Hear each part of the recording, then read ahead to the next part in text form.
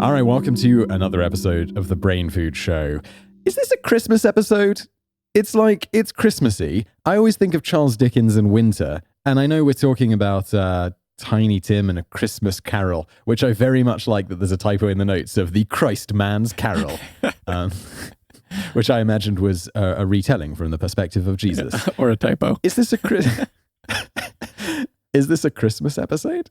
Kinda. I mean, but it's not wholly Christmas. I mean, it's about a lot of other things, actually, but sort of leading up to the impetus for A Christmas Carol, which had, actually kind of not a lot to do with Christmas. It was something else, but used Christmas for, the vehicle.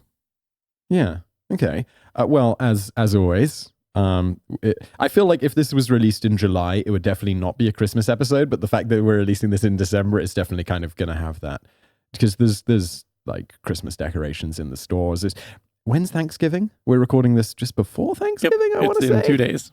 So you don't have Christmas decorations, right? You have this restriction, so you can't... Yeah, they still put it in stores, and some people put them up, but a lot of people wait till the day after Christmas, or day after Thanksgiving. Which I always liked. Yeah. Because here, it's like, really, you could get into mid-September, and people are like putting up little Christmas trees in stores and being like, hey, don't forget Christmas is around the corner, buy gifts. I mean, so I'm like, there is literally a quarter of the year left. There's some of that, but because of Halloween and Thanksgiving, it's more, the stages. Which I like. Yeah. It's like a restriction. Oh, yeah. Anyway, today, quick fact, main episode, follow up at the end. I think we're settling into this format now, and I quite like it. So lead us off. What's the quick fact today? Go on. Today, go on. Take it away. We're looking at what was actually wrong with Tiny Tim that money in the 19th century could have cured. Because obviously medical science at the time wasn't they tended to do more harm than good a lot of the time. So what could you throw money at? It wasn't lots of leeches. Yeah. There's lots of leeches. What could they have thrown money at to actually fix whatever was wrong with Tiny Tim? And so it turns out. Can I guess? Yeah. It's got to be something to do with, like, not treatment, because we can put most of that out of the window. Mm-hmm. So it's got to be something to do with, like, environment. Am I close? Am I on the right track? Seem to be on the right track. I mean, obviously, this is one of those things that, I mean, Charles Dickens himself didn't, come out and say, so there's some level of speculation, but pretty solid speculation here by one Dr. Russell W. Chesney, who wrote a paper on this, actually, Environmental Factors in Tiny Tim's Near Fatal Illness, published in the Journal of the American Medical Association Pediatrics. So actually, you can call me Dr. Simon. Yeah, a proper research paper on this. And so basically he starts in the paper by looking at, so poor in London at the time, they lived obviously very filthy, crowded conditions in very soot-filled skies because everyone used coal to heat, and that releases a lot of sulfur particles. And of course, around London's known for its cloudiness anyway. So this just all made it just didn't get a lot of sun exposure. And so, filtered out a lot of... Are you kidding? Like, there was enough soot in the sky to really affect the amount of sun exposure people were getting. Yeah. Yeah. Well, I mean, just think if everyone was burning coal, in the winter, most all the time, and London. Yeah, it's like in the Matrix, and they blocked out the sky. Yeah. And so this, and I mean, also the poor kids and stuff also didn't get a lot of sunlight because they were too busy working in factories and stuff like that. So that's also a problem. Yeah. But I know this doctor did not mention that part of things, but that was basically the idea. So it filters out a lot of the UVA and UVB light, and of course, the latter there, the absorption of that helps to synthesize vitamin D. And so that's how your body gets vitamin D if you're not getting it through your diet. And so, of course, these type of foods that you get vitamin D from, like fish and, liver, milk, or eggs and stuff, this was not something the poor people were eating a lot. So they tended to be highly susceptible to rickets, which was actually called the English disease at one point. This is where your bones like bend and stuff, right? Yeah, because like I've seen pictures of this with Boeing. Yeah. Boeing, I think is what they called it. Yeah, so Boeing. Exactly, because it just makes your bones really weak and kind of a little pliable. And then if you're a child growing into that, it just kind of, stunts your growth, makes them all kind of like you say, you can have like bow-legged and stuff like that. And you're also susceptible to bone fractures and just general bone pain, and it makes it painful for walking and things like this. And so this looks like maybe what Tiny Tim was suffering from, but that's not going to kill you per se. So what would actually kill him? And it turns out rickets also makes you more susceptible to various respiratory diseases like pneumonia and tuberculosis. And so this, of course, Bob was only making 15 shillings a week. And also the sister Martha earned some amount as a hat maker's apprentice, but not clear. But that actually is only... Bob was the dad. Yeah, Bob who worked for Scrooge. And that was only enough to buy about 4 loaves of bread, it turns out, a week. And so that... not getting good food there. So generally, Scrooge starts giving him more money and helping to support the family. This would give Tim, better diet, nutrition in general, probably access to fish and dairy and stuff like that, which would get him vitamin D, which might have forestalled him ever getting tuberculosis or pneumonia and things like this, or being less susceptible, I should say. And just generally boosting his immune system, and probably also, trips to the country as the more affluent did back then to get fresh air and stuff like that would give extra sunshine and all that to help Tim as well. And so this would have been my guess. Like he would be like suffering from like asthma or something. And then it's like by going, although he had that like leg issues, right? Like he was, I don't know. I've only seen the movies where he's like holding the crutches. Yeah, exactly. So that would be like the rickets or whatever. And then the idea here was that later at some point he would be, get pneumonia or something like that because of his weakened immune system, because of nutrition and the rickets making him more susceptible to that.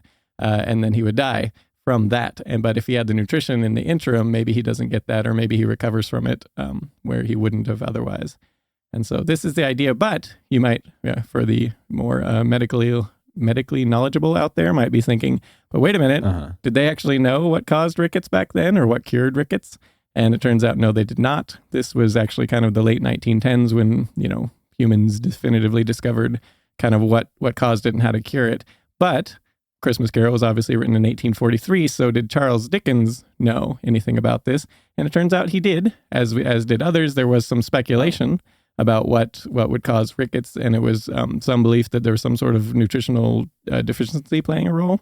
And Dickens, actually, we have a quote from Dickens it was a little bit later, a couple decades later, but in 1865, Dickens wrote, he says, one of the worst forms of scrofula, ratchetism or rickets, arises under the influence of chilly dwellings and insufficient alimentation, nourishment, and milk deprivation in infants. So, okay, so he's kind of like halfway there. Yeah, so this is why... like the chilly dwellings. Yeah.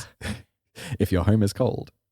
So it seems like that is probably what Dickens was thinking at the time. He would, of course, been very familiar with the symptoms of rickets and all that, because lots of English children had that. So, do you think am I going to get rickets? Because I don't know. I don't spend a lot of time outside. I pretty much, especially now in winter, it's dark when I wake up. I sit at home and then I go to work, and then I spend all day at work, just in my office, and then I come home like on a tram, and then I go inside, and then maybe I go outside, but it's winter. I'm going to like a pub or the cinema or a restaurant or to a friend's house or something like this. It's like I'm not really hanging out outside very much.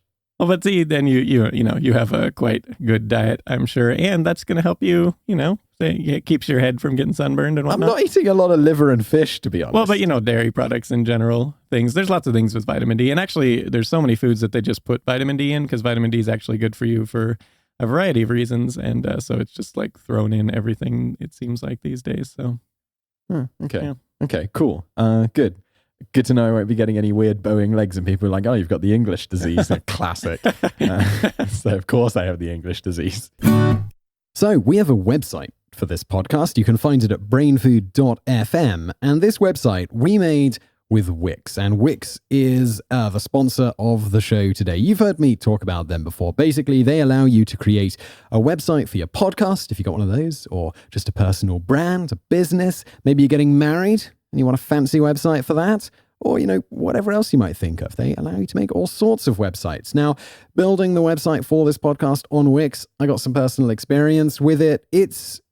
I know nothing about building websites, but building a website with Wix is just incredibly easy and enjoyable as well. You go into, it's all in your web browser, and then you just drag different elements and you click on create pages and all of this stuff. And then before you know it, I think it took me like 20 minutes to kind of get the basic structure of our website together, and it was looking pretty good as well. I used a template, like they have these really nice looking templates, because honestly, if I started from scratch, it would look terrible. So it's great they have those templates. I drag and drop everything into place. I link up the domain, brainfood.fm, and you can go there and see it.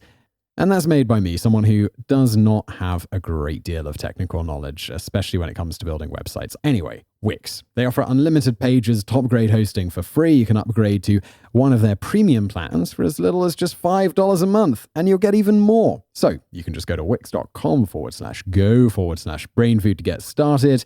I mean, why not? Like I say, you can start for free. That's again, wix.com/go/brainfood. Back to the show. Tiny Tim. Often you put these random bonus facts in that kind of very tangentially relate, but there's kind of a nice segue here on the note of Tiny Tim. Yeah, because it's interesting to note that if you really look at the story of A Christmas Carol, Tiny Tim actually is a very minor character in a lot of ways. But it turns out this character was the one that Charles Dickens wanted everyone to pay the most attention to. And importantly, he wrote him as a very wholesome heart, very, very good kid. You know, he's wholesome. So why did he want everyone to look at Tiny Tim here? And for that, we're going to go back to the beginnings of Charles Dickens' life and then sort of build up to the impetus for the Christmas Carol coming out in the first place. So, starting out, Dickens was born on February 7th, 1812 in rural England to sort of a middle-class-ish family that ended up being turned impoverished himself. And this was largely because his father, named John, was a clerk, but he also was just really bad with money, managing finances.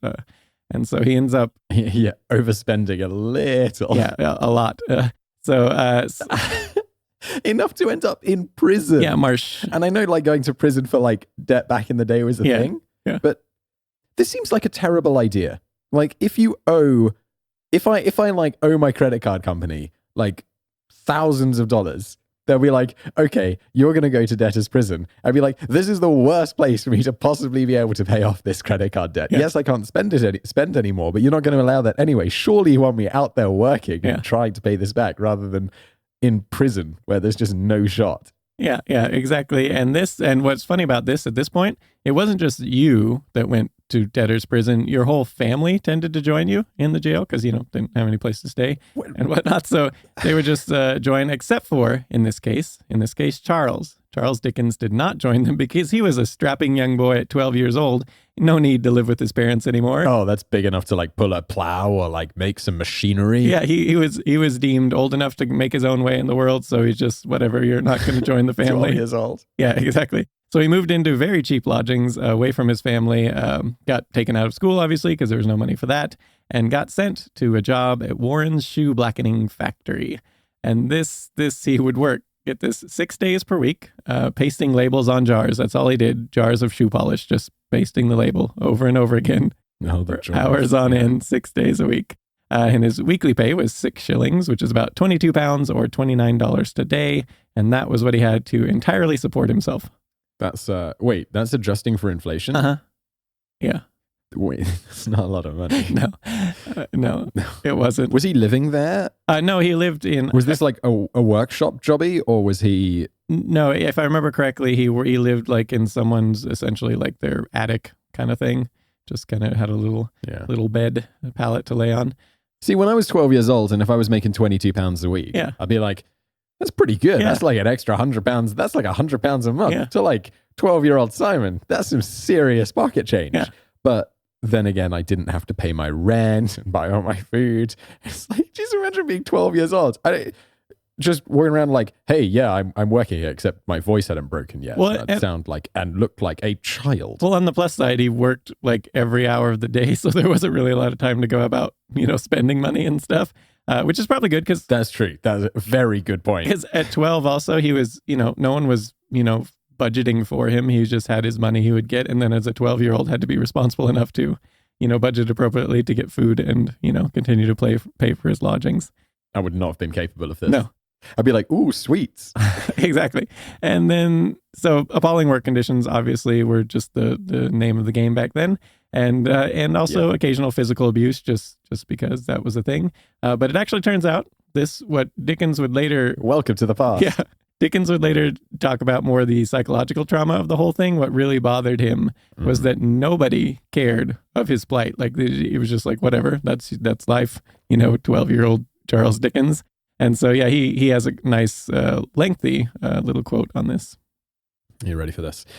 It is wonderful to me how I could have been so easily cast away at such an age. It is wonderful to me that even after my descent into the poor little drudge I had been since we came to London, no one had compassion enough on me. A child of singular abilities, quick, eager, delicate, and soon hurt bodily or mentally, to suggest that something might have been spared, as certainly it might have been, to place me at any common school. Our friends, I take it, were tired out.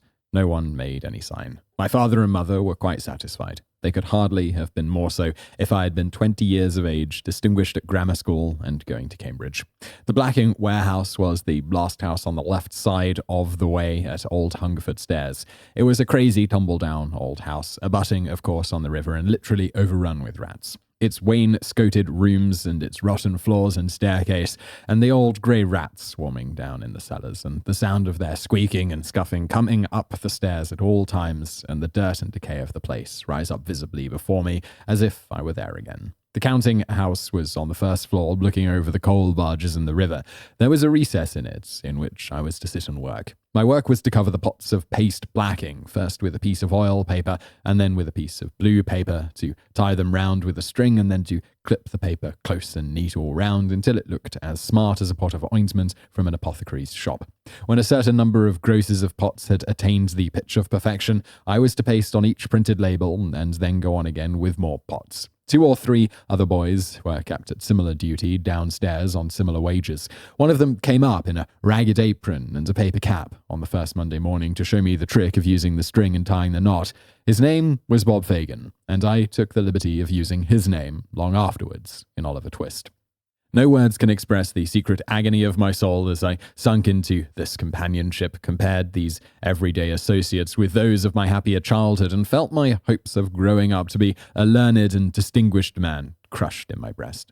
The deep remembrance of the sense I had of being utterly rejected and hopeless, of the shame I felt in my position, of the misery it was to my young heart to believe that, day by day, what I had learned and thought and delighted in, and raised my fancy and my emulation up by, was passing away from me, never to be brought back any more, cannot be written. My whole nature was so penetrated with the grief and humiliation of such considerations that even now, famous and caressed and happy, I often forget in my dreams that I have a dear wife and children, even that I am a man, and wander desolately back to that time in my life.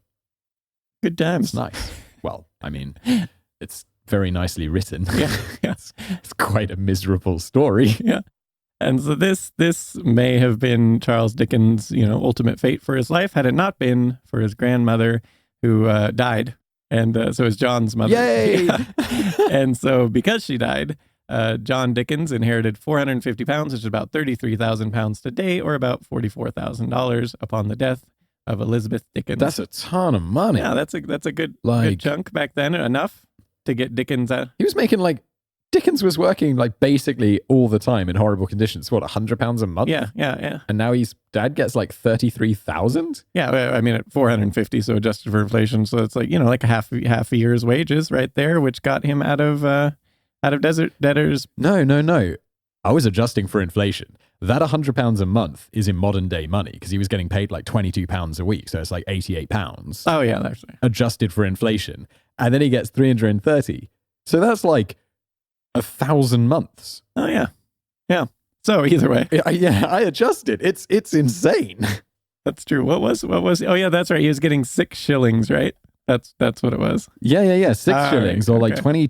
22 pounds, and now £33,000. Yeah, and so she died, and it turned out to be the turning point in Charles Dickens' life, but not immediately, because while his father and mother and everything. Also, what's his? Hang on. What's his mother up to? Why isn't she bailing him out of prison? She's obviously rich.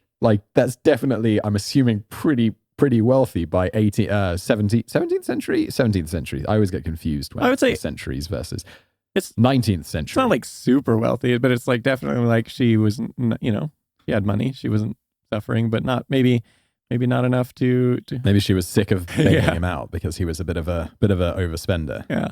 But whatever the case, so John Dickens gets out of debtor's prison and the family's out. But this, Charles Dickens might have thought, oh, this is it. I can go back to school and everything. But no, his mother was like, no, you should keep working. And so Dickens later wrote of that. What? Yeah. Dickens had a nice little poignant comment about that one. It's literally for nothing compared to the amount of money they now have. Yeah. I mean, not literally, but anyway. I never afterwards forgot. I never shall forget. I never can forget that my mother was warm for me being sent back. Oh, Yeah. brutal. He never let that one go. That was good for their relationship. I'm sure. Yeah. So it did. Wow. Eventually, though, he was allowed to quit and go back to school. I think it was like after a year. Yeah, it was about another year that he worked at the factory, just based in labels, 6 days a week, just sitting there.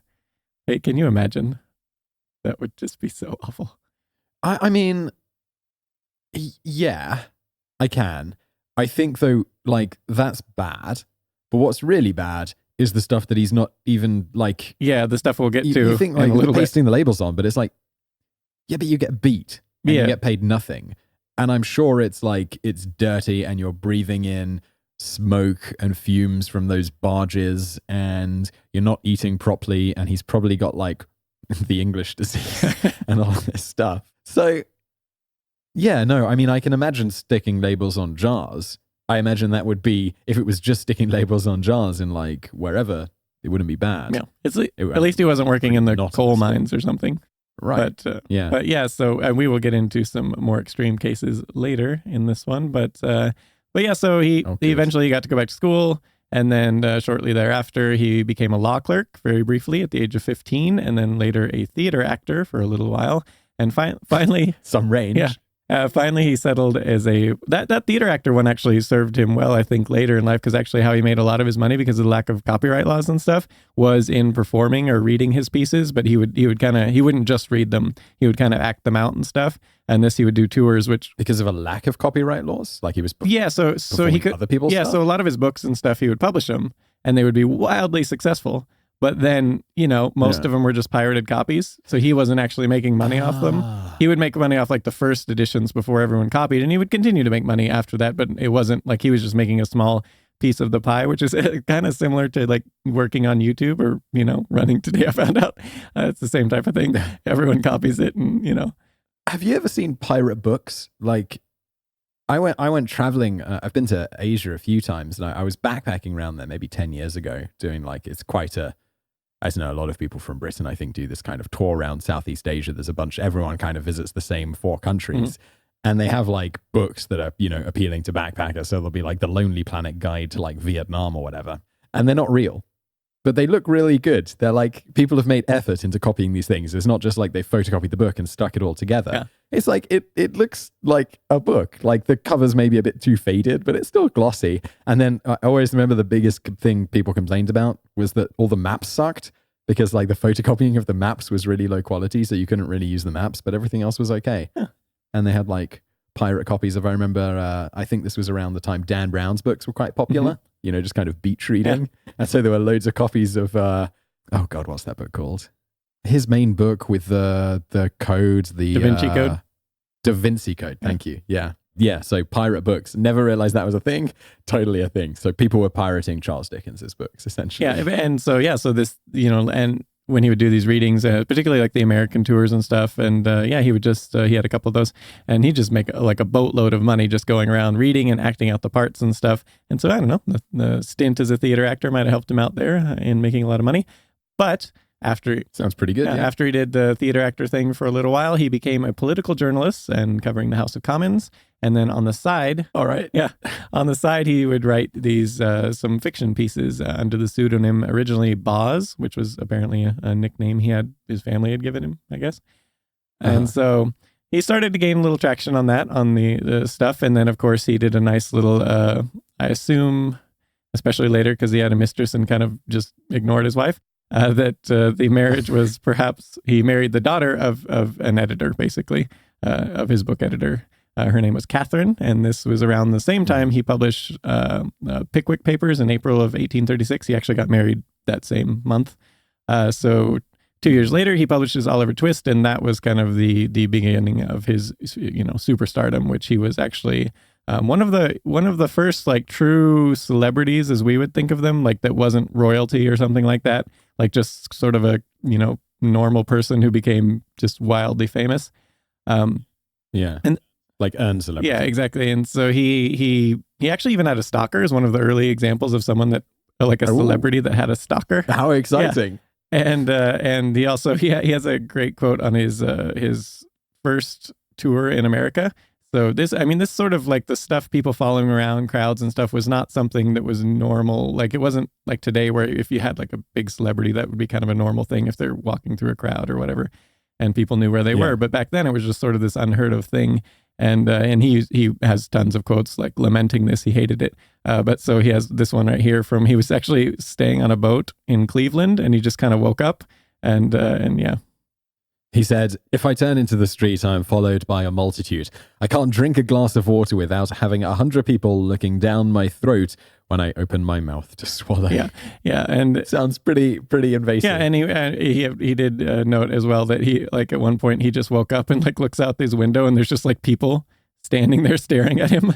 Just like this weird, kind of weird. But he, it was lucrative. Those tours, he made a ton of money there. So. But yeah, and it was good because he was constantly, much like his father, in need of money because he was always living just right at the limits of his means. And so... Wait, I know why this happens and stuff, because it's like, you don't necessarily correct the errors of your parents. In many ways, we tend to just continue on, like you're like, for all sorts of things. But it's like, really, dude? Like, you were in the poorhouse and you're only saved because your grandmother happened to die. It's like, I don't know. Yeah. Just seems like a bit of a mistake, really. It all works out for him in the end. Yeah, for him, I'd still be for him, he took the, I think, as you put it there, the Fresh Prince way of getting out of financial trouble. So, like... This was one of my favorite, like, things written in a script in a long time. Like, we did a video about the Fresh Prince basically ending up in tons of debt to the tax guys because he just didn't pay it when he was like when he was starting out, and then it's like your financial pro tip at the end was when massively in debt, just make loads more money. Exactly, that's exactly, and it totally worked out. Because as a teenager, Will Smith, he was he made millions of dollars, and it was just like, he's a teenager. What's he gonna do? No one was telling him how to spend his money or do taxes. He didn't know anything about that, so he's just spending it left and right. And then it was like, oh wait. Okay, and so that they took away all his his mansions, his cars, and he was basically massively in debt. And this was at the Fresh Prince basically was what bailed him out of all that, the Fresh Prince of Bel-Air. And so, anyways, that's a story for another day. But I loved that TV show as a kid. Totally, I really enjoyed that. So this is Charles Dickens had the same thing. It was like, what? I'll just spend lots of money and then I'll just, always make more. And unlike his father, who was just a clerk, Dickens actually had the means to do this. But he was not set up well to have anything go wrong. Like if he published something and then it didn't do well, he was really not in a good position to not get in major debt, because he was supporting at the time. He had his wife, eventually he had 10 children with her. He had a mistress to support. Whoa. He had brothers, he had sisters, and his parents he was all supporting, among other people. But he was, given that he was being followed around by 100 people at a time, he's pretty ultra rich. Yeah, and this was probably why he didn't worry, because I could always, go do performances and stuff. But he needed, the books to do well so that he could then go on tour and stuff like that. And so he started doing in 1842. This was, I think it was around the same time as his, like right after his first American tour, or around the same time anyway. He published his Martin Chuzzlewit, and that was kind of a flop. It didn't really go well, and he was basically... I've never heard of that. Yeah, exactly. That's like the one Charles Dickens thing no one's ever heard of, and I've seen the cover for it, but I've never read it either, so it must not have been good.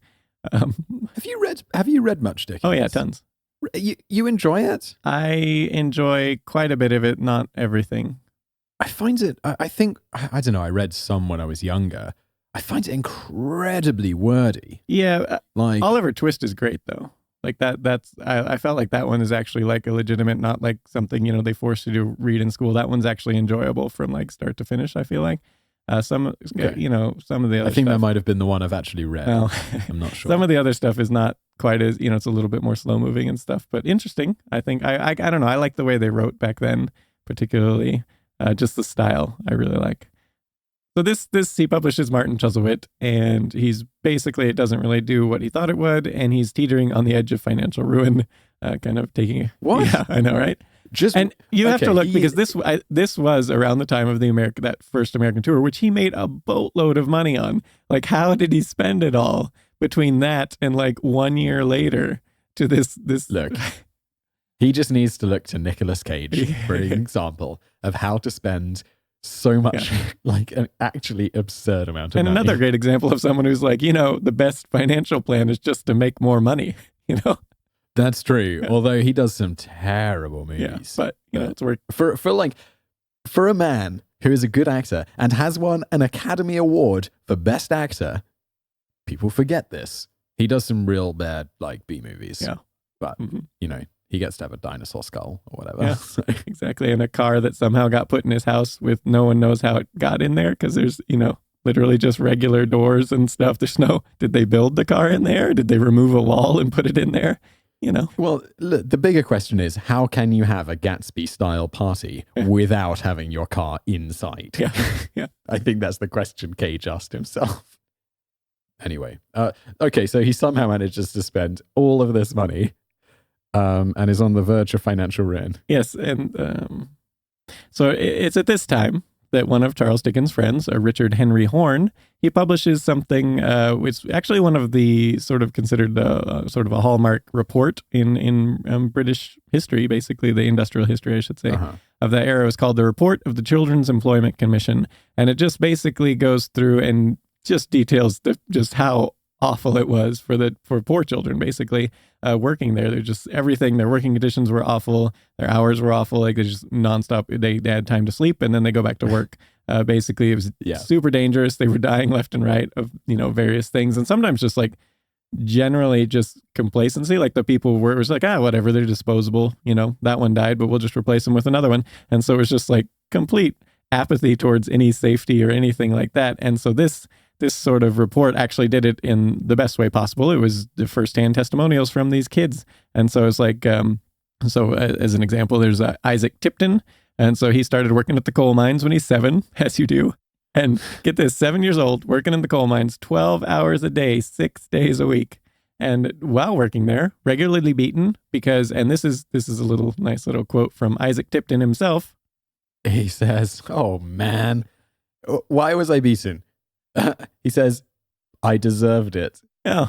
Wow. That is like some degree of psychological abuse as well, right there. Yeah. Well, I mean, 7, when you start, you can see that's just, his life, I guess. Yeah. And, but worse than that, they had children, tons of reports of children being killed or mangled or whatever. And just, like, for instance, if a big industrial machinery would get jammed, naturally, you got a little kid who's going to crawl in there and, get their hands in or whatever. I mean, if they can physically crawl in to remove the jam or just put their arm in because they're small, they can do that where an adult couldn't. But the thing is, quite often, no one would bother turning off the machinery. So once the jam was removed, this would be like, oh, your arms get lopped off, or if you're in it, oh, you're dead. And that was just, thing that happened sometimes. I think, yeah, I just like disposable commodities, like you say. It's yeah. Exactly. It's pretty grim, dude. Yeah, and as Dickens said, like no one seemed to care at all. It was just like, poor kids. And we'll get into a little bit of why no one seemed to care. There was actually reasons, and this also gets brought up in A Christmas Carol, but with references that I think a lot of people don't get the reference that Dickens was going for there. But people at the time when he was writing it would have definitely understood what he was talking about. So yeah, there was also that Isaac Tipton, he had it easy because there was also like stories of young girls who were working at garment factories, 16 hours per day. They would just sew 6 days a week. So that's, 16 hours a day and then, 8 hours to sleep or whatever. And then, right. Wait, was Tipton in the mines? Yeah, Tipton was in the coal mines. These girls were, garment factories sewing and, bleeding fingers and all that. And it was just, that was What would you choose though? Coal mines for 12 hours a day or sewing for 16? I got to go with the sewing because while your fingers might I'd go with the sewing too because you say like, you kind of said like, he had it okay. But I'm like, dude, I don't know. You got to do a lot before I go choose the coal mine. Yeah, because at least that one, the sewing, you're not getting your lungs filled with coal dust or, that sort of stuff. And, and what this report actually looked at really was that while this seems like, these must be the exceptions. And it turns out with the report that came out, was just like, no, these weren't the exceptions. This is just kind of how poor children, it was just life for them at this point. And it was quite common actually across the industrialized Britain. And so the report also significantly here when talking about these different kids was also just that the idea here was that people who weren't poor thought that everyone who was poor was that way because they were immoral. So it was just like punishment from God or whatever, or they were lazy, drunks, or maybe, lacking in some intelligence, or just maybe they were just deformed, which is probably also for, reasons they were probably born that way because, their parents did something wrong or, whatever. This was just the general kind of idea. It was just like, they're poor. It's funny how today would be like, you're rich because you're immoral rather than like you're poor because you're immoral. It's quite the flip. Yeah, and so this also is why there was government aid for poor people at the time, but it was always very intentionally harsh because if you made it nice, it would just be, shocker. It was like, well, people would just want to be poor. They would want to stay poor instead of doing something to get out of it. And so clearly, if you were poor, you just were too lazy or whatever. There's all these reasons. And this was just kind of the common thing. And so that we had like the 1834 Poor Law Amendment Act, which actually stopped government aid to the poor unless they went to a workhouse. And so this was meant as sort of a discouragement from being poor. You had to go to a workhouse. And so Richard Osler, who's nicknamed the Factory King back then, he noted it was just these workhouses were basically prisons for the poor, in his opinion. And so at the workhouses, so what was life like there? So they would families got split up and everyone worked, kids worked, everyone in the family would work these, usually really awful jobs and really grueling. And because they wanted to make the workhouses really awful to live at so that people wouldn't want to go there. And so you'd work harder to get out of there, even though, you could often work really hard and not get out of there. So you usually weren't given a lot of food when you went there. And even if you were given food, it was often just like rotting food sometimes. Like this is, again, something that got, shown in the report. People were literally starving at the workhouses. And also the workhouse masters, you don't want to be nice to the people who are there because, if you're nice to them, they might want to stay there, was the idea. And so they would very abusive, very intentionally cruel and abusive to the people at the workhouses. And just the whole idea was just to, you're only poor because you're lazy or drunk or, whatever, immoral, whatever. And so this was just, you didn't want to make it nice for them. And this was the kind of the general sentiment at the time. It's interesting that the whole thing kind of is broken just from that one false assumption at the beginning about you're poor because you're immoral. Yeah.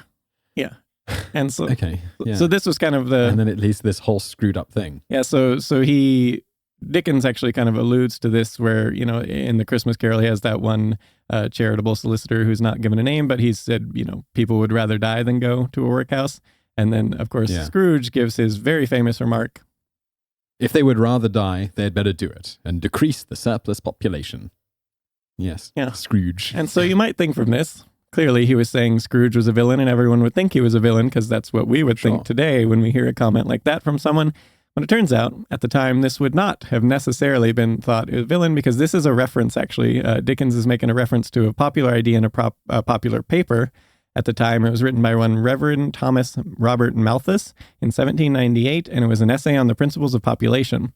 And this was extremely popular and was sort of some of the idea of what Scrooge is saying here in there. So Robert Malthus writes, he says, the power of population is so superior to the power of the earth to produce subsistence for man that premature death must in some shape or other visit the human race. The vices of mankind are active and able ministers of depopulation. And then he goes on later. He says, that the superior power of population is repressed by moral restraint, vice, and misery, yet in all societies, even those that are most vicious, the tendency to a virtuous attachment is so strong that there is a constant effort towards an increase of population. This constant effort as constantly tends to subject the lower classes of the society to distress and to prevent any great permanent amelioration of their condition. So the general idea here was that, and it's not actually, if you really look at what he's saying, it's not completely untrue. It's if you have over... There's bits in there that are kind of wrong, but the concept is not incorrect. Exactly. So you have overpopulation. So that's, in his opinion, would lead to lower wages because you'd have a surplus of workers. And so you wouldn't need then, so business owners and stuff would just, okay, we have a surplus of workers, everyone needs jobs, so we don't need to make nice work conditions and, we can pay people less and they'll still come work for us. And so, that's just going to make the poor even more poor. And with overpopulation, there's going to be scarcity of food, and then it's going to get more expensive than the food, so the poor aren't going to be able to afford the food. And the result is just going to be famine and disease all over the place. So the overall for society, then the population will decrease because, people are dying off. Which makes sense, but from a modern perspective, we know that there's like way more at play here. And resources, we have ways to get a lot more resources than, back then with a lot of machinery and stuff. But and also the fact that he's looking at humans as not as a resource, but really humans are a resource. And you look at countries where there's a high population, those countries typically do well over the longer term, like the growth of China or, India soon. It's generally a benefit. Yeah, and so like it kind of sucks for a while, but it's generally good. Well, yeah, and that's what he's also saying here. So on the flip side of that, as famine and disease comes, what's going to happen? Lots of people die off, population decrease. You're actually going to have an increase in food supplies, less workers to work, wages are going to go up. And this we actually, you see in history with the Black Death and stuff, when this was like a major turning point in history where, people started for a time getting really good wages and stuff because there was just this massive die off of people. So now there was a surplus. So this is, exactly what he's describing. And it's not, completely wrong. But the problem is how people... But it's better just to grow an economy. We definitely have better wages and everything now than we did after the Black Death. And that's not because, we had some sort of die-off of population. It's just because we've all become more prosperous. Yeah. And so, exactly. So the problem was here that the people interpreted this. They were like, hey, so if we help poor people, that's just going to hurt society, so we shouldn't help poor people. So this was kind of a very popular idea at the time. And it should be noted here that Malthus himself, he did not like that people interpreted it this way. His whole point of this paper was to actually help society by saying, hey, let's look at the future. How can we, we should do population control, and we should do, start planning ahead for resources when we see that, things are going to change. And so he was saying like exactly what you say, let's fix the economy part. Let's prepare for when the population grows so that things can stay. This was kind of the point of his paper, to look at what's the actual problem. Now, what can we do about it? He didn't like that people interpreted it as, hey, let's stop helping the poor people so they all die off. Like this was actually quite disturbing to him. So that was not what he was going for, but that's what people, came up with his paper. So this you can see how. Yeah. Yeah, so this ended up being the impetus for Scrooge's remark there that, they should die and decrease the surplus population. That's what Dickens was referencing. He knew the people reading it would understand the reference to that. And so this of course Dickens gives his opinion on this with the Ghost of Christmas Present states.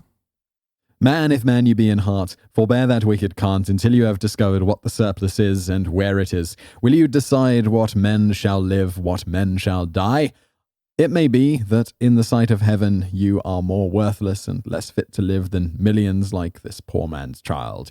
O God, to hear the insect on the leaf pronouncing there is too much life among his hungry brothers is in the dust. Yeah, so as you can see, that's a pretty strong little statement against the Malthuses and the people who were kind of clinging to this idea. And so Dickens, when he read that first report, and then there was also a second report published in 1843, he was quite enraged by all this, kind of, a little bit more stinging to him probably because, of his youth. Sure. He wasn't working in the coal mines 16 hours a day, but still, he almost... Not a great time. He had almost kind of that sort of like menial job of just doing something and being poor for the rest of his life was almost his fate, if not been for his dead grandmother. So...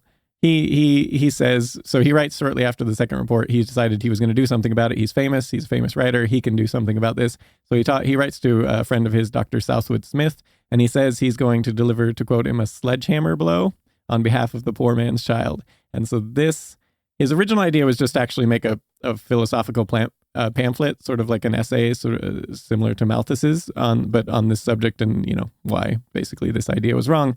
But then, he was kind of in need of money at the time. And so he thought, instead of a pamphlet, I should write a book. And so, he decides to do this. And so he writes a letter to Dr. Smith again, a second letter to sort of illustrating where he changed his mind. And he says, Rest assured that when you know it and see what I do and where and how, you will certainly feel that a sledgehammer has come down with 20,000 times the force I could exert by following out my first idea. Even so recently as when I wrote to you the other day, I had not contemplated the means I shall now, please God, use. But they have been suggested to me, and I have girded myself for their seizure, as you shall see in due time. Quite clearly quite excited about this. Yeah. And so in October of 1843, he starts writing A Christmas Carol, and he finishes it in 6 weeks because he needed money, and he also wanted to make it a Christmas story, and he wanted it to publish before Christmas so he could, make a lot of money on that. Quite a lucrative at the time. Classic Dickens. Yeah. So it should be noted here that Christmas at this time was it wasn't like we think of it today as like this major, like probably the biggest holiday of the year. It was kind of a second-rate holiday in Britain at the time. So it was something that was celebrated, but it was only it was around this time that it really started to become popular. Sort of the early 19th century was went on the upswing and then sort of continued on the upswing for quite some time until we have today. But so it was starting to become popular, and Dickens, he wanted to capitalize that for a boost in sales, but also even though it wasn't like celebrated like we think today, there was still that charity element that is still around, where Christmas is a time for charity. It wasn't quite as strong as it is today, but actually Dickens' A Christmas Carol was one of the reasons it got sort of solidified as a thing. I feel like it would be appropriate to say shocker, given everything we've discussed in this episode so far. Charity less of a thing. Yeah. So yeah, this idea of charity and Christmas, he wanted to sort of capitalize on that notion as well. And so he kind of writes this in A Christmas Carol, sort of uttered by Fred, Scrooge's gold-hearted nephew. But I am sure I have always thought of Christmas time when it has come round, apart from the veneration due to its sacred name and origin. If anything belonging to it can be apart from that, as a good time, a kind, forgiving, charitable, pleasant time, the only time I know of in the long calendar of the year where men and women seem by one consent to open their shut-up hearts freely and to think of people below them as if they really were fellow passengers to the grave and not another race of creatures bound on other journeys. Okay, I was saying about Charles Dickens using lots of words. Like this, the end of that is pretty amazing, and I see you've italicized it in the text because it's pretty awesome. Yeah. But it is a long way to say that. It's great. I love the way they wrote back then. It's amazing. I don't know. I just like reading. I like it. That's one of the reasons. I like it being a little more concise. That's one of the reasons. I like stories. Count of Monte Cristo is one of my favorite because it also is an amazing story, but also the writing is just like awesome through the whole thing. Just like stuff like that. That's all. It's like stuff that you would bold and just like, I'm going to write that down and put it on a poster like constantly. I'm reading this now. It's very hard. Maybe it's because I have the reading level of like a 14-year-old, but it's like, it's not easy to get through.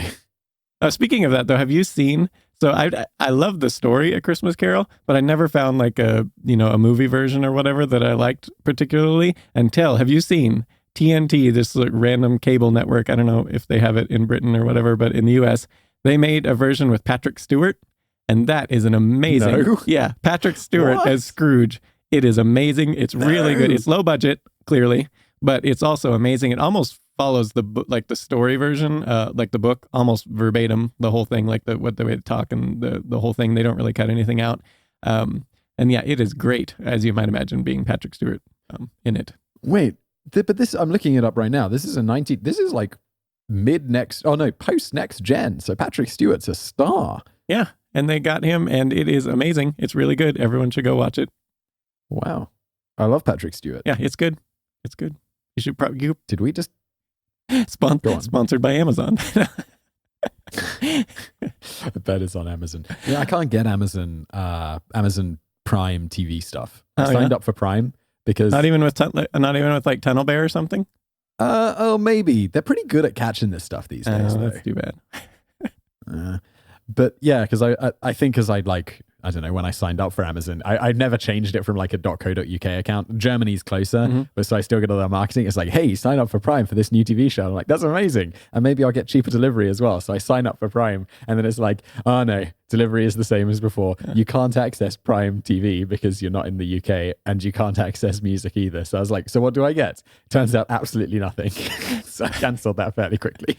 Well, if I didn't have such slow, crappy internet, you could always just access my Plex, where you can see my whole movie library and, watch whatever. Ah, that's awesome. Yeah, I have that on there. It's really good. Anyways, everyone should go watch A Christmas Carol with Patrick Stewart. It's awesome. As you know, everything he does is awesome. So, Right, and I don't want to go too far down the Patrick Stewart hole, but we did talk about the new Star Trek with Patrick Stewart in it being confirmed, right? Yes, we did. And is the date confirmed? Like, when is it coming out? Like next year, maybe? Or I haven't Googled presumably? this in far too long. CBS All Access. No, all the news is from September, so it's the one we previously knew. Yeah. The people biggest ask is, on Google when you search, it's like people also ask, is Captain Picard coming back? Yeah. The answer is yes. It's got to be soon Yes, though. he is. He's really old, so they don't want to wait around. So it's got to be. I bet you it's like next year or something. Ooh, I've got someone to add to my list of people who you'll be surprised they're still alive. You ready for it? Yeah. Like this is epitomized by Henry Kissinger. Still alive. Totally still alive. That's amazing. Chuck Yeager. Really? Chuck Yeager is still alive. The man who was first to break the sound barrier. That is also amazing. I'm always surprised that a lot of the astronauts are still alive as well. A lot of those, early astronauts. Yeah. Because it's like not that long ago. Yeah.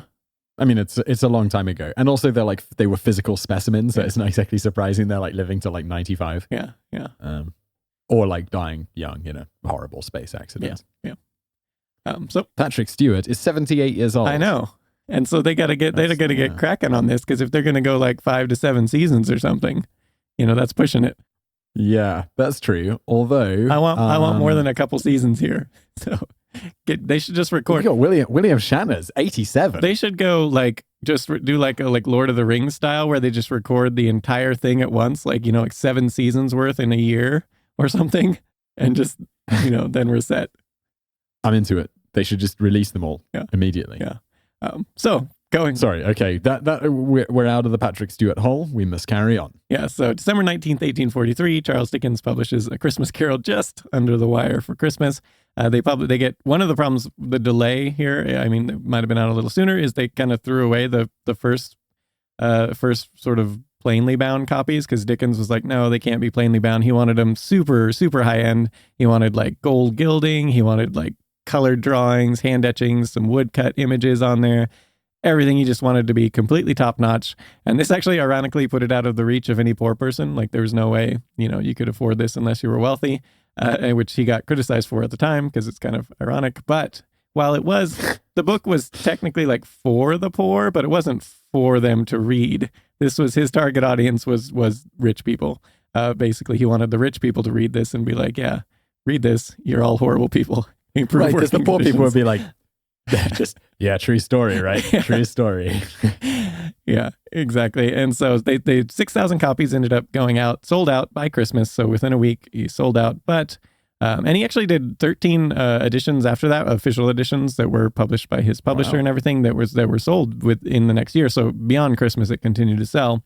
But because of the expense, how expensive this was to produce, it was way more expensive than he thought. And so he didn't actually make nearly as much. He made about a quarter of what he thought on the initial run, which is only about 230 pounds is what he made, which was about $20,000. But for a man of his expenses, this was not a considerable sum.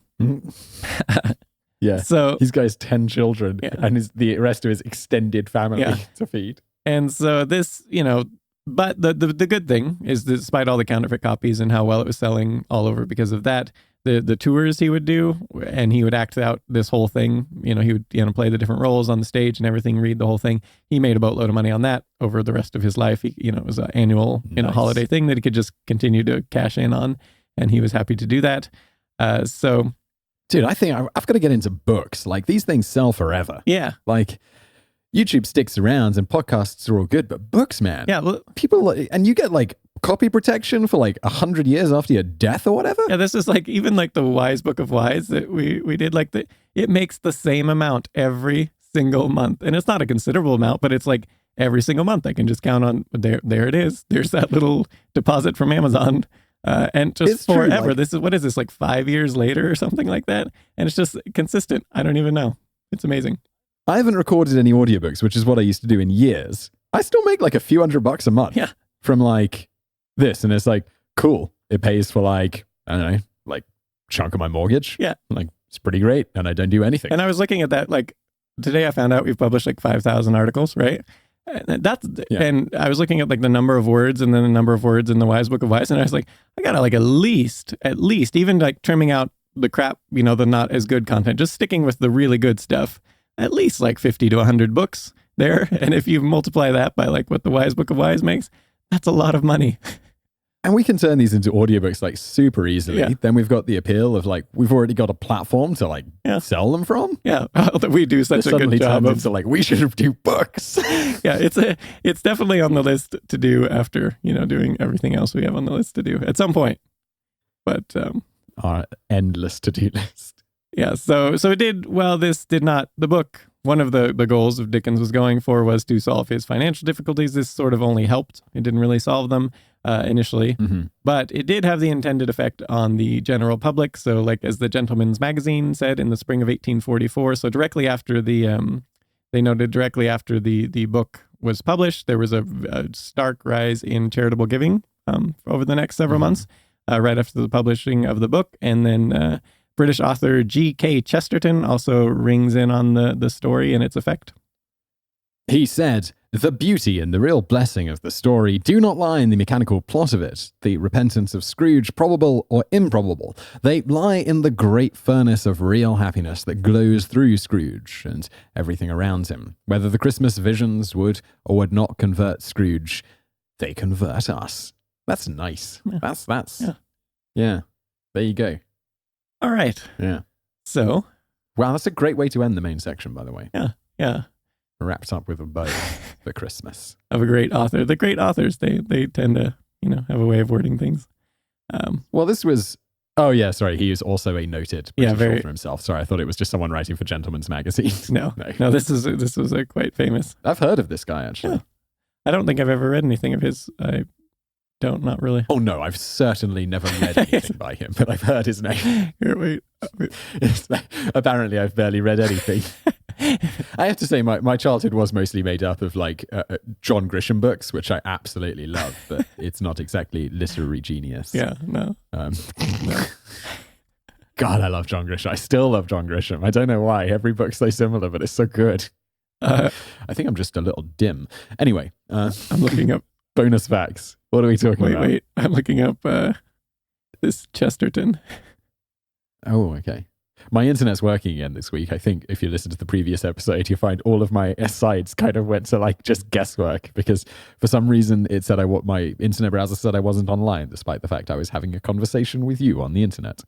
Yes, I have never. It was fun. I have never heard of anything G.K. Chesterton did, but apparently quite famous. What's his most notable novel? Do you have it there? So his notable works include The Napoleon of Notting Hill, Charles Dickens, A Critical Study, The Man Who Was Thursday, Orthodox, Faith Brown Stories, The Everlasting Man. And those were that. Apparently quite good journalist, orator, lay theologian. That's like a thing? How can you be a lay theologian? Well, You're just like, I guess you're not educated kind of like enough. armchair interest in theology. Yeah, I've never heard that one before. If you go to the wiki, You could be a lay anything. I'm a lay astronaut. Yeah. I'll have you know. I've kind of got an armchair interest in it. apparently there's a lot of people. If you go to the Wikipedia page on lay theologian. So that's G.K. Chesterton. Yeah. All right. Back to the. I've never heard of anything he's written. His name is vaguely familiar, that's all. But I mean, there could be tons. Chesterton's not exactly rare. Judging by the length of his Wikipedia page, he's very famous. Okay. Although, didn't we do a video about something and then there was like a band who weren't very notable who had a Wikipedia page longer than the Beatles? Really? Maybe this wasn't a Today I Found Out. Maybe this was a top. This might have been a top 10. It's about people abusing Wikipedia. It does sound like something Carl would do as well. Doesn't it? It's something about a medicine show. It doesn't matter. Carry on. Bonus facts. So the name Scrooge. It turns out it seems like Dickens himself made this name up. It doesn't appear to have ever been around before. This story. So it didn't mean what it means today. This was the origin. Yeah, it seems like it anyway. That there's not really any references, and it's thought to be from the English word. I mean, what do you think? Is that pronounced Scrooge? Or is that one of those like the U doesn't do anything in British English? I'd say like Scrouge. See, that's what I would say. But then you have, the British English has a lot of words that have the U that you just kind of ignore. So, what do you think? I just looked it up in my special pronunciation dictionary, and it says, "Sorry, no results found," and it suggests Scrooge. Yeah. So this, like the name. Yeah. This is thought where it came from, because it's not really a word anyone uses anymore, obviously, just by your search there reveals. But it used to mean to squeeze or press. And so the support for the notion that this is where Dickens, or this is how Dickens came up with the name. So at the very opening of the story, A Christmas Carol, you'll see the description of the character Scrooge, and where he says, "Was a tight-fisted, hand at the grindstone, a squeezing, wrenching, grasping, scraping, clutching, covetous old sinner." Yeah. It's dramatic. So it kind of fits with that to squeeze or press definition. And so Ebenezer is another reference that a lot of people probably miss. I mean, I suppose if you're, a Christian person, you might at least have heard of this before. So this, his readership at the time would have definitely known the reference here of what Ebenezer was implying here. And so it's derived from the Hebrew for stone and helper, and thus the Ebenezer is the stone of help, and this is mentioned in the Bible. Mm-hmm. So they have it's sort of a symbol of remembrance where the Israelites used, "Come thou fount of many blessings" has that line where it's like, "Here I raise my Ebenezer," and this is kind of referencing this as well. Sort of stone of remembrance for the defeat of the Philistines. Here's another book I've never read, the Bible. So you've never, it seems like. No, to be fair, I did go to like a Christian school, so I have read. And one of my first things of reading was, like when I first realized I like reading stuff or presenting was when I would be the person who reads the I can't even remember what they're called, where you have like a passage. Is it a passage from the Bible? Uh-huh. Yeah. So like we'd have like chapel service or church service twice a week, and I'd be the person who often would stand up at the front and read naturally the passage from the Bible. Yeah. Starting your career early. There you go. Yeah. Yeah. Your presenter career. Damn right. Yeah. I'd always volunteer to read in class. I loved it. So we've established that you haven't seen Star Wars and like many other classic movies. Oh, I've been making a list of these things, and I've been posting them on Twitter. So if you want to follow me on Twitter for all things that probably everyone thinks I should or will have seen, like never really read the Bible, adding that one as well. I don't like football, like the British sport of football. These cultural behemoths. Everyone loves this. All these cultural behemoths across all mediums.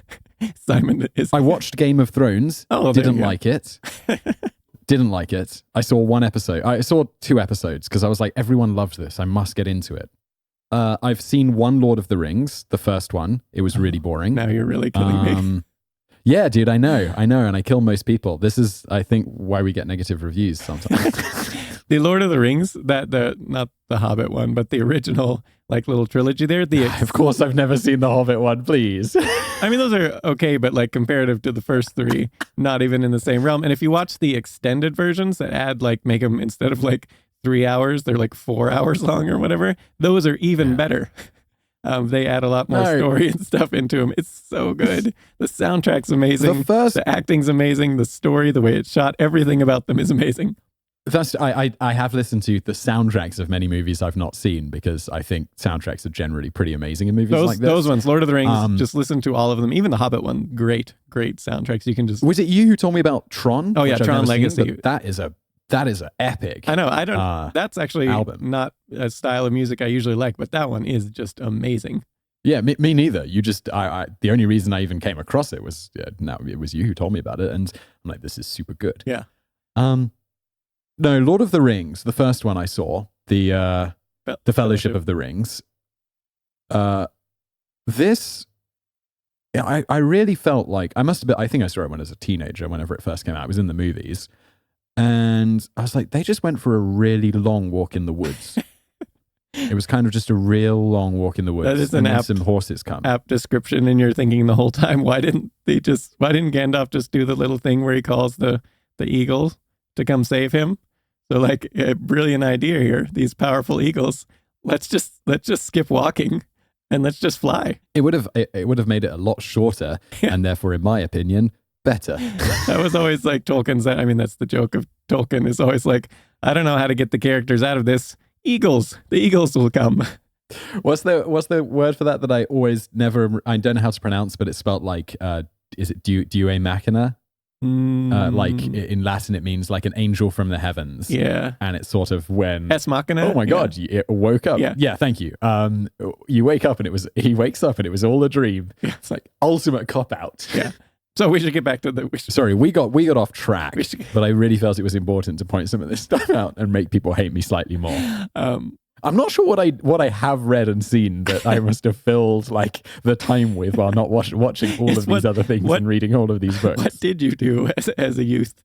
I was incredibly into science fiction, so I've basically seen every Stargate. Except for Star Trek. For the most famous of all. Wait, what? Star Wars. I said Stargate. No, SG-1, Atlantis, Universe. You said huge into science fiction, and I was like, Star Wars is not science fiction. I don't want to go through this again. It's fantasy. God damn. All right. Ebenezer. Ebenezer. It's not science fiction. Ebenezer. I'm going to get so much hate. The stone. There was a stone. It was named Ebenezer. Jesus, okay, yeah. To commemorate the defeat of the Philistines. Stupid. Yeah. With the help of divine aid. So this. And I believe that's Philistines, by the way. Isn't it not Philistines? I'm going to go with Philistines. Because when you call someone a Philistine as like an insult. It might just be a difference in pronunciation between that, or I might just not know how to pronounce between Britain and America, or I might just not know. Sorry, I'm just feeling now combative with you. So. So in this case, it's thought that the first name here, so you have Ebenezer Scrooge. So Scrooge was functioning as sort of the stone of remembrance for everyone to, keep the spirit of charity. And this was something that, the readers would have picked up on. They would have understood the reference, and they probably would have understood the first name reference too, because that was actually a word that people used back then. So next up, the next bonus fact. So another word that's not really used, but you pretty much only hear it in this novel, is humbug. And so I just thought it was like, what's a humbug? I was kind of wondering. He's like, bah humbug. What is that? Is a humbug a sweet as well? Or is that just something named super similarly? Do you have humbug sweets? That sounds vaguely familiar, but I don't actually know. We should Google. I'm Googling it right now. Oh yeah, it's totally exactly what I imagined. It's like it's a sweet. It's just a wrapped candy. Is it? Do you call candies sweets? Is that? That's. I think that people would one we share, right? No, but people would know what you were saying. It would not cause any confusion at all. Cool. Good to know. Yeah. Unlike the genre that is Star Wars, that causes a lot of confusion. Yeah. Still thinking about that. So humbugs? What's a humbug? It turns out that is just a word. It used to be a common word. It just means sort of imposter or fraud. So something that's a humbug is just a fraud. And so this is what Scrooge was saying when he's like, Christmas is a humbug. He was just calling the whole idea of the holiday a fraud.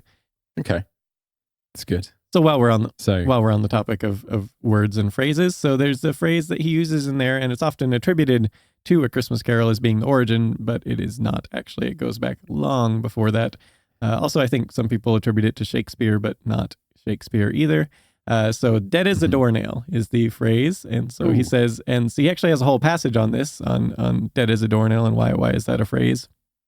He says, old Marley was as dead as a doornail. Mind, I don't mean to say that I know of my own knowledge what there is particularly dead about a doornail. I might have been inclined myself to regard a coffin nail as the deadest piece of ironmongery in the trade. But the wisdom of our ancestors is in the simile, and my unhallowed hands shall not disturb it, or the country's done for you. You will therefore permit me to repeat emphatically that Marley was as dead as a doornail. So he brings up there, okay. Why is it why is it dead as a doornail, as he asks there? Good question. And it turns out, with any etymology, especially going back so far as this phrase goes, there's always a certain level of speculation. And for that one commenter last time, It's not a lack of research, just nobody knows for sure. But I still sour. but so there is a sort of with this one, there is a pretty good idea of how it probably came about, this one, even though it is something that goes back to about the 14th century at least. So when you, back then, before screws and stuff, they would use nails, obviously, to make doors. They would pound it through.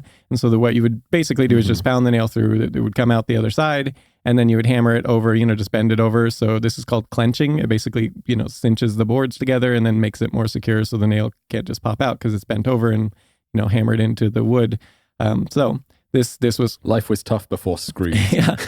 And so this was just kind of what they would do. And this was when you, not just indoors, but when you would bend a nail over like that. So it was basically kind of ruin the nail. It's really hard to get out. It would be called a dead nail. And so you couldn't, I mean, you could always bend it out and pop it out and everything, but then it's just, it's a difficult process. And so it's a dead nail. That was what people would call it. And so this is where that's thought to come from. Basically, it's just dead as a doornail. So every nail you would pound in, you would bend over. And so this also brings the question, why not, this same thing was done in lots of other woodworking things, this clenching method. So why is it dead as a doornail? It's just thought because it sounds good, compared to like, I don't know, dead as a coffin nail. Nice bit of alliteration. Yeah, it does. Yeah. It just kind of, the euphony of the phrase sort of like fits. It sounds really nice to the ear. So why is that? Why are these so satisfying? Like, isn't it? It's super satisfying, like to hear a phrase and then be like, oh, and this led to this, and this led to this, and this led to this. Yeah. It's very like, I don't know. It's very pleasing somehow to discover this. Yeah. It's just etymology. Yeah, I do like nice. all our etymology ones, but those never do. They never do well. I don't know. Maybe it's just interesting to us. I guess I don't know. Maybe it's not I don't know if interesting is the right thing. I'd just be like, it's satisfying. It's not like, oh my God, I have to know this. But when you find out, you're like, oh yeah, that is nice. Yeah. It's interesting. Yeah, maybe people don't go to YouTube for satisfaction. They go to be entertained. But yeah, not exactly the most clickable titles either. Like, the origin of dead as a doornail. It's like not something to click. But so next, please. Yeah. So a lot of people, like I said, some people attribute this to Charles Dickens, but that obviously it goes back way further. And then more people attribute it to William Shakespeare, like I said. But it turns out, so we have the first known instance was from William Langland, and he was translating a French poem called, I don't know, you have a go at it. Dude, this one is Guillaume de Palernay. Yeah. Palnier. Sure. Anyway, in 1350, and it said, yeah, "But ich hou bot omi bail, I am dead as doornail." What is it? It looks like half German. Well, it's kind of the Old English, right? And so you'll like the next one because it's actually, we have it translated from Old English. And so this was also the same guy also wrote a couple years later, and he was writing the vision of William concerning Pierre's plowman. And so the translated from Old English to more modern said, "Faith without works is feebler than nothing and dead as a doornail." Yep, would have never have guessed that. Absolutely no chance. Yeah. So that seems to be, that's where the phrase kind of came, and this same guy wrote two things that had it. So who knows, maybe he coined the phrase in the first place, but it caught on. People liked the sound of it apparently, and yeah. I like the sound of it. I think I should start using it more. Yeah. So that's why dead as a doornail and not like dead as a coffin nail. Just doesn't have the same ring to it. It doesn't. Should we do some feedback and discussion before we wrap things today? We should. Do some reviews, do some things like that. I have something with me. Oh, yeah? Oh. Do you have this? I have, as previously discussed. Are we going to? I have some spam. I have some spam. It's not at my desk at the moment. Are we going to eat it on this one? It's not your desk. This has been a long episode. We can do it next week. All right. Sounds good. I feel like we've been teasing the trying of the spam. I'm not for looking a very forward long to time, this either. So that's good. No, I can't say I am. Yeah. Well, let's absolutely delay it until next week then. Should we look at some reviews? Yes. Cool. Professor Fred says, better than their great YouTube shows. 5 stars. Daven proves he is the researcher of the group. Absolutely true. But Simon proves he's more than a talking head. Arguably true. This is a fun conversation between friends as they discuss a wide variety of topics. Their interviews were great, but not well received, so they've dropped those. See, we learn. If you aren't thrilled with the first 3 episodes, skip ahead. They do a lot of format changes. I have personally enjoyed them all. Great job, guys. I was disappointed in the having to drop the interviews, because one fun thing about that was like you email someone and you're like, hey, I'd like to interview for this, reasonably popular show. And they often say yes. And so it's like you get to talk to these really interesting people. And so it's like, now we don't get to do that. I used to do a show where I interviewed authors, like back before we were doing YouTube, or kind of in a crossover period. Yeah. Dude, people really love being interviewed, and they're generally really happy to give time. And like when we asked like for instance Hank Green, we were like, yeah, do you wanna come on the show? And he was like, sure. But then we ended up dropping it, so we never had him on. And so I had many questions for Hank Green about things, because we run similar businesses, and I like to know how he did stuff, and how he runs things. It's always interesting to see, because not a lot of people run businesses specifically do what we do. And so, interesting to see how other people do things. Yeah, I really don't know many people who do what we do. No. And it's, in some ways it's similar to other businesses, but also a little bit different. And so, little things. It's interesting to learn. It's got its quirks, for sure. Yeah. Still on my list of things to do in the long term, I really would love to do an interview, interview show. I really enjoy doing it with the authors. And I think doing it with YouTubers would be fun, or podcasters, creative professionals, whatever you want to call it. It's just interesting to meet, people who do interesting things and just have a chat. 100%. Paul.knee99. By the way, we only have new 5-star reviews this week, so I'm not picking and choosing. It's been good. Do you think people are afraid after the last one where I ranted? If you're wondering what we're talking about, Daven. Normally we discussed this at length last week, so I won't go into it too much. But normally when we get criticism, we're like, okay, we take it on board, and this show has changed a lot because of criticism to what it is today. There was one David just vehemently agreed with. So if you want to hear. I don't know. I'd describe it as maybe a little bit of a rant, but a justified and fun rant. No, it was. Go listen to last week's episode. Yeah, it was. It generally takes a lot to irritate me, but there are buttons, and I saw that review, and as soon as I saw it, I was like, "This is gonna rile David up." Yeah. Poll.knee99 says, love the show. I used to play the TIFO videos in the background while I worked, so the podcast is ideal for me. I don't feel like I'm missing anything, and the content is of the same caliber. I enjoy the wide range of topics discussed and never feel like I'm missing any background knowledge being talked down to or caught by clickbait. Daven and Simon have wonderful chemistry. That's nice to hear. Daven is more serious and good at keeping the conversation going, conversation more or less on track, while Simon keeps things light and entertaining, yet still relevant and informative. After today's tangents, I'm not sure if I'll agree with you, Paulney99, but that's kind of you. If you want to revise your review, you can. They have come a long way since the first episode and are still evolving. I can't wait to see where they take it from here. That was very nice. That is. Shall I do one more, or are we wrapping it there for today? I know we've had a long episode. Yeah, we might as well do one more. Lucky you, Stormageddon161. Cool name, by the way. Oh, this is ultra short. 5 stars, food for the brain. I quite enjoy these podcasts. Have been listening for quite a while. Definitely worth the listen. Good. Thank you. Excellent. That's kind of you. Excellent. Very short. We're wrapping it up there. Next week. Do we have the subject for next week? I think we do, right? I think I'll have a look at this. It's called The Truce. Tell me, tease it. The Truce. I'm not going to say what truce, but it is, related to... I'm not going to say the truce. Come listen to what this is about. It's actually one of my favorite stories we've kind of looked at. This Sledgehammer one was actually among probably my top 10 thing we've ever done as far as look up. I just really like the story of this, A Christmas Carol. And the truce is, I wouldn't say it's in the top 10, but it is definitely one of the top 50. I really like the story of the truce as well. So come listen to that. I like the truce a little bit more than the Sledgehammer. Really? Yeah. I very much like the bit in the one we did. I mean, I find it all interesting, to be fair, especially kind of these swords. But in the Sledgehammer, the one bit I really love is the report that basically does all this crazy illuminating of how bad things were. Yeah. This is just a wonderful little piece of a turning point in history. The truce. We'll talk about it next week. I love it. Stay tuned. It's a good one. Subscribe. Leave a review. We've got a review contest. I feel I'm just trailing off now, but I totally forgot to mention reviews.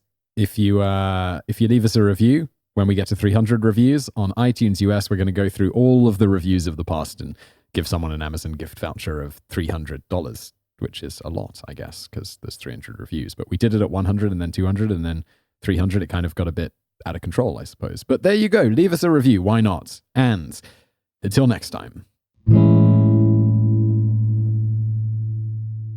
Star Wars is not science fiction. I don't want to go through this again. It's fantasy.